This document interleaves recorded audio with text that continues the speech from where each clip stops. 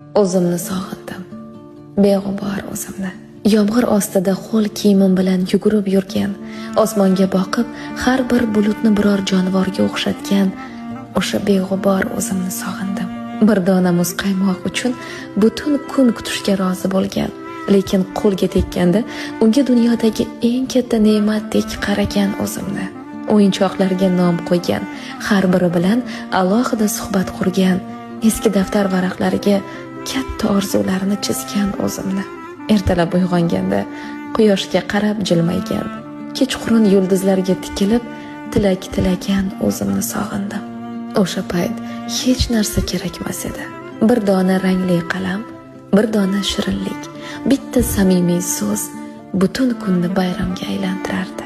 Maktabdan uyga yugurib kelgan, ayajon deb baqirgan, qo'lidagi 5 bahosini faxr bilan ko'rsatgan o'zimni sog'indim.